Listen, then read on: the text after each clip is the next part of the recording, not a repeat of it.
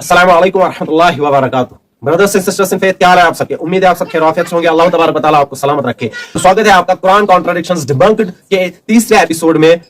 तो इस एपिसोड में हम कुछ सो कॉल्ड मजीद कॉन्ट्रडिक्शंस का जवाब देंगे। तो इस घरे का कहना है कि Surah 4 verse 15 tells us that the penalty for sexual sin is house arrest. Surah 24 verse 2 tells us that the penalty for sexual sin is 100 lashes. We could go on and on with examples of the Quran saying one thing in one place and saying something very different in another place. 1. The penalty for sexual sin is house arrest. 2. The penalty for sexual sin is 100 lashes. And 3. There is no discrepancy in the Quran. Do you see the problem? The Quran, as it supposedly exists eternally in heaven, is internally incoherent. And a book that's internally incoherent shouldn't be claiming to be so obviously free from discrepancy that it can only be the word of God. सूरह निसा सूरह number 4 आयत number 15 में जो आया है house arrest के बारे में, जो औरतें बदकारियां करती है, तो अल्लाह तबारक व तआला ने इसी आयत करीमा के आखिरी हिस्से में ये बयान कर दिया था कि आगे एक और हुक्म नाजिल होने वाला है। औ यजअलल्लाहु लहुन्ना सबीला। अल्लाह तबारक व तआला ने वाज़ह तौर पर ये बात इसी आयत मुबारक में बयान कर दी थी कि अल्लाह तबारक व तआला इनके लिए कोई और राह निकालेगा। यानी इस तरफ इशारा था कि इसके मुतालिक एक और हुक्म नाजिल होने वाला है, जो कि फिर बाद में सूरह नूर में नाजिल हुआ, सूरह नंबर 24 आयत नंबर 2 में, जहां पर यह कहा गया है कि जो औरतें या मर्द बदकारियां करते हैं उनके लिए 100 करोड़ की सजा है। उसके लिए भी तफसील है, जिसके लिए कुतुब तफासिर कुतुब अहादीस में तफसील मौजूद है। तो यहाँ पर बताना ये मकसूद है कि यहाँ पर कोई कॉन्ट्रडिक्शन नहीं है। वो इस वजह से कि अल्लाह तबारक व तआला ने इस आयत में ये वाज़ह तौर पर बता दिया था कि आगे एक और हुक्म नाजिल होने वाला है। इसका इशारा अल्लाह तबारक व तआला ने इस आयत के आखिर में ही दे दिया था। तो जब इसमें ये बता दिया गया था कि तो साबित हुआ कि आयत में कोई कॉन्ट्रडिक्शन नहीं है। बस कुरान मजीद को समझने के लिए अकल की जरूरत चाहिए, जो कि इन जैसे गधों के पास बिल्कुल नहीं है। जो लोग उलूम कुरान से वाकिफ है, या अगर आप उलूम कुरान पढ़ेंगे तो आपको पता चलेगा कि कुरान करीम की कुछ आयत ऐसी है जिनका हुक्म तो मौजूद है लेकिन तिलावत मनसूख है। इसी तरीके से कुछ आयतें ऐसी है जिनकी तिलावत तो होती है लेकिन उनका हुक्म मनसूख है। ये आयत भी उन्हीं आयत में से है। और इस आयत के आखिर में अल्लाह तबारक व तआला ने वाज़ह तौर पर बयान कर दिया था कि आगे एक और हुक्म नाजिल होने वाला है, यानी अल्लाह तबारक व तआला इनके लिए कोई राह निकाल देगा। ये इस तरफ इशारा था कि इस बारे में एक और हुक्म नाजिल होने वाला है आगे। तो लिहाजा साबित हुआ यहाँ पर कोई कॉन्ट्रडिक्शन नहीं है। कॉन्ट्रडिक्शन इन गधों की अक्ल में है, जो अपनी किताब को तो देख कर पढ़ नहीं पाते और एक्सपर्ट बनते हैं कुरान करीम में, इस्लाम में। अल्लाह तबारक व तआला इनको खाकालूद करे। Will intercession be possible on the day of judgment? According to Surah 20 verse 109, Surah 34 verse 23, and Surah 43 verse 86, yes. According to Surah 2 verse 123, Surah 6 verse 51, and Surah 82 verse 19, no. तो यहाँ पर इन आयत में यह कह दिया कि क़यामत के दिन कोई शख्स किसी दूसरे शख्स के काम नहीं आएगा। यहाँ पर यह बात वाज़ह कर दी गई है। लेकिन जो ये आयत है, ये रेफरेंसेस आपकी स्क्रीन पर है, इन आयत में एक मजीद बात कह दी गई है। वो ये कहा गया है कि क़यामत के दिन कोई भी जिनकी लोग इबादत करते हैं, जिन चीजों को पूजते हैं, या कोई भी इंसान एक दूसरे के काम नहीं आएगा, कोई एक दूसरे की सिफारिश नहीं कर पाएगा इल्ला कि जिससे अल्लाह रब्बुल आलमीन इजाजत दे। तो यहाँ पर हमें मोर इंफॉर्मेशन दी जा रही है कि अल्लाह तबारक व तआला इजाजत जिसको देगा तो वो सिफारिश कर सकेगा। मिसाल के तौर पर नबी अकरम सल्लल्लाहु अलैहि वसल्लम उम्मत मुहम्मदिया की, अपने गुनाहगार उम्मतियों की क़यामत के दिन सिफारिश करेंगे, लेकिन अल्लाह तबारक व तआला के इज़्न से, अल्लाह तबारक व तआला उन्हें इजाजत देंगे तो वो अपने गुनाहगार उम्मतियों की सिफारिश करेंगे। किसके इज़्न से? अल्लाह तबारक व तआला के इज़्न से, अल्लाह तबारक व तआला की इजाजत से। इसी तरीके से हाफिज़ कुरान भी सिफारिश करेगा, जैसा कि हदीस से हमें पता चलता है, अल्लाह तबारक व तआला के इज़्न से। इन आयत में भी यह कह दिया गया है कि कोई शख्स किसी के काम नहीं आएगा, लेकिन जिसे अल्लाह तबारक व तआला इजाजत देगा, को वहां पर क़यामत के दिन कोई किसी दूसरे शख्स की सिफारिश नहीं कर पाएगा, शिफाअत नहीं कर पाएगा, जब तक अल्लाह तबारक व तआला उसको इजाजत नहीं देंगे। तो इन आयत में हमें मजीद इंफॉर्मेशन दी जा रही है कि अल्लाह तबारक व तआला इजाजत देंगे वो लोग शिफाअत कर सकते हैं। इनमें हमें ये मजीद इंफॉर्मेशन दी जा रही है। वैसे भी इन आयत का अगर आप कॉन्टेक्स्ट पढ़ेंगे तो हर आयत का एक अलग अलग कॉन्टेक्स्ट है। कॉन्टेक्स्ट के साथ हर आयत को अपने अपने सियाक में लीजिए। मिसाल के तौर पर सूरह बकरा में जो कहा गया है, तो हमें वहां पर जब हम कॉन्टेक्स्ट देखते हैं तो हमें पता चलता है कि बनी इसराइल, चिल्ड्रन ऑफ इजराइल को वार्न किया जा रहा है कि अल्लाह तबारक व तआला उन्हें याद दिला रहा है कि मैंने तुमको तमाम आलमीन पर फजीलत दी थी, मैंने तुमको नियामतों से नवाजा था, लेकिन उसके बावजूद भी तुमसे जो अहद लिया गया था तुम उसको तोड़ रहे हो। तुम्हें जिस रसूल पर ईमान लाना चाहिए था तुम उनका इनकार कर रहे हो। तो उन्हें वहां पर यह याद दिलाया जा रहा है कि उस दिन को याद करो जिस दिन कोई किसी की शिफाअत नहीं कर पाएगा, कोई शख्स किसी दूसरे शख्स की सिफारिश नहीं कर पाएगा। तो हर आयत का अपना अपना सियाक है, तो हर आयत को अपने सियाक में लीजिए, कॉन्टेक्स्ट में लीजिए। ऐसे अक्ल के अंधे लोगों की बातों में आने से खुद स्टडी कीजिए, सीरियस स्टडी कीजिए। आप एंटी इस्लामिक वेबसाइट्स पर जाएंगे और फिर आप इस्लाम को क्रिटिसाइज करने की कोशिश करेंगे तो लोग आपको बेवकूफ और गधा ही कहेंगे, और वैसे भी ऐसे लोग उसी टाइटल के लायक होते हैं। तो हर आयत का अपना अपना सियाक है, कॉन्टेक्स्ट है, उसको उसी हिसाब से लीजिए। तो यहाँ पर कोई कॉन्ट्रडिक्शन नहीं है। साबित हो गया कि एक जगह अल्लाह तबारक व तआला एक अलग सियाक में बात कर रहा है, तो दूसरी जगह दूसरे सियाक में बात की जा रही है। एक जगह अल्लाह तबारक व तआला ये कह रहा है कि क़यामत के दिन कोई शख्स दूसरे शख्स की शिफात नहीं कर पाएगा, लेकिन इन दूसरे आयतों में भी यही कहा जा रहा है कि कोई शख्स किसी दूसरे शख्स की शिफात नहीं कर पाएगा, या लोग जिनको पूछते हैं वो उनको क़यामत के दिन शिफा नहीं कर पाएंगे इल्ला जिसे अल्लाह रब्बुल आलमीन इजाजत दे शिफात करने की। तो साबित हुआ, हमें मजीद इंफॉर्मेशन इस पे दी जा रही है और ये साबित हो गया कि इन आयत में कोई कॉन्ट्रडिक्शन नहीं है। कॉन्ट्रडिक्शन इस अधर किस्म के इंसान की अक्ल में है। इस आदमी का कहना है कि देखते हैं कि कुरान के कौन कौन से आयतों में से मुझे ये सबूत मिलता है कि मोहम्मद केवल अरबों के लिए और केवल वो मक्का और मदीना जो उनका मुख्य स्थान है उन्हीं जगहों के लिए भेजे गए। मैं पढ़ता हूँ सूरह अल-कासस में 28वां अध्याय 46वां और 47वां आया में, और वो आया में मैं ये पढ़ता हूँ कि मोहम्मद उन लोगों के लिए भेजे गए थे जिनका कोई मार्गदर्शक पहले नहीं था।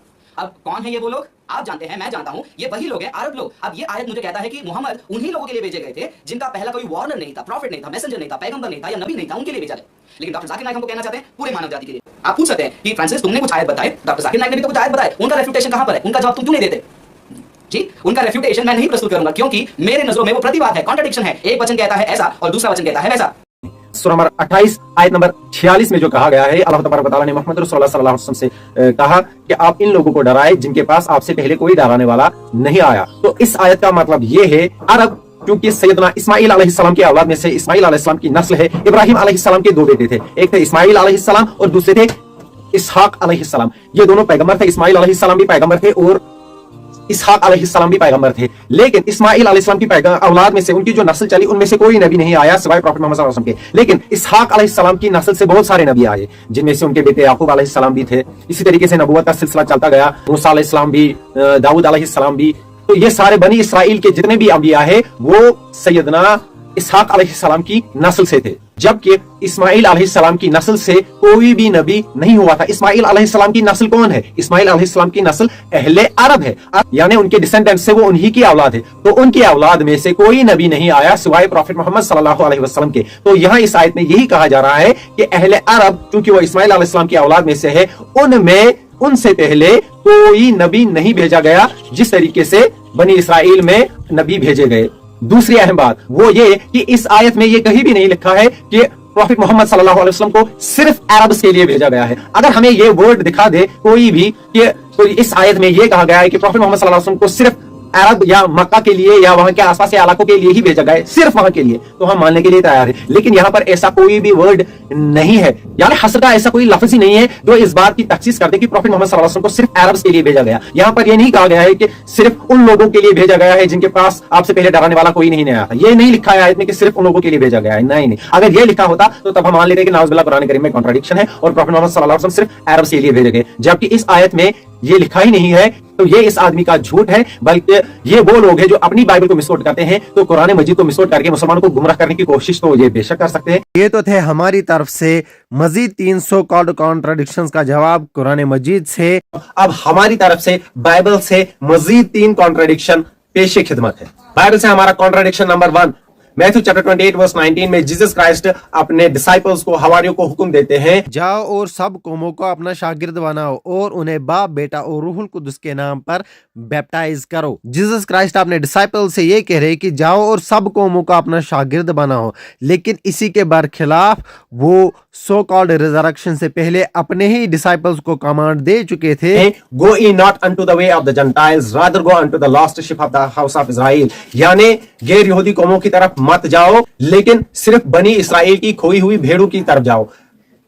इस वर्स में जीसस क्राइस्ट अपने डिसाइपल्स से कह रहे हैं कि सिर्फ चिल्ड्रन ऑफ इजराइल की तरफ, सिर्फ बनी इसराइल की तरफ जाओ। लेकिन मैथ्यू चैप्टर 28 वर्स 19 में सो कॉल्ड रिजरेक्शन के बाद कह रहे हैं कि सब कौमों का अपना शागिर्द बनाओ। ये एक ऐसा कॉन्ट्रडिक्शन है जो सॉल्व नहीं हो सकता, बल्कि खुद जीसस क्राइस्ट का कहना है मैथ्यू चैप्टर 15 वर्स नंबर 24 में, I have not set but unto the lost sheep of the house of Israel, कि मुझे नहीं भेजा गया है लेकिन सिर्फ बनी इसराइल की खोई हुई भेड़ों के पास। अगर आप इन सो कॉल्ड गॉस्पेल्स का मुताला करेंगे तो हमें ऐसा कुछ समझ में नहीं आता कि इन 3 दिनों में ऐसा कौन सा कांड हो जाता है कि जीसस क्राइस्ट पहले तो अपने डिसाइपल्स से कहते हैं कि नहीं तुम जेंटाइल्स की तरफ यानी नॉन ज्यूज की तरफ मत जाओ, फिर सो कॉल्ड रिजरेक्शन के बाद वो कहते हैं कि नहीं अब पूरी दुनिया की तरफ जाओ। तो ऐसा क्या हो गया इन 3 दिनों में, क्या हो गया था कि जीसस क्राइस्ट अपने ही टीचिंग्स के साथ कॉन्ट्राडिक्ट कर गए और अपने डिसाइपल्स को हुक्म दिया कि पूरी दुनिया की तरफ जाओ, और वैसे भी इस कमांड पर जीसस क्राइस्ट के डिसाइपल्स ने अमल भी नहीं किया। तो ये तो हो गया कॉन्ट्रडिक्शन नंबर 1। कॉन्ट्रडिक्शन नंबर 2 आपकी स्क्रीन पर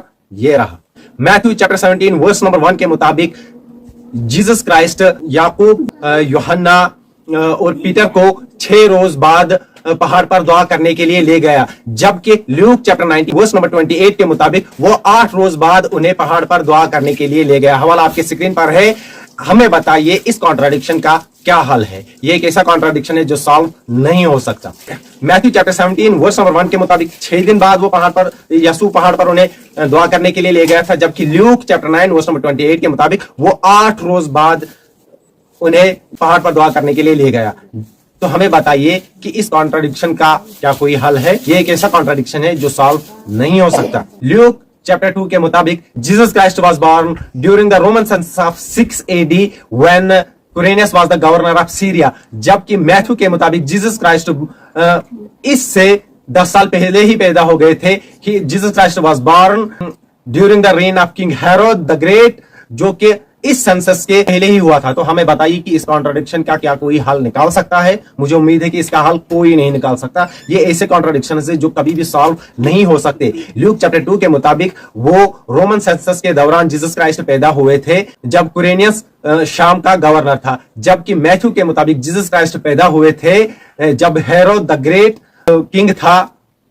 तो हमें इनमें से बताइए कि इनमें से कौन सी बात सही है, जबकि मैथ्यू का जो इंसिडेंट है वो उससे 10 साल पहले का ही है। यानी मैथ्यू के मुताबिक जीसस क्राइस्ट सेंसस से 10 साल पहले ही पैदा हो गए थे, जबकि ल्यूक के मुताबिक वो ड्यूरिंग द सेंसस पैदा हुए थे। तो हमें बताइए इनमें से कौन सी बात सही है।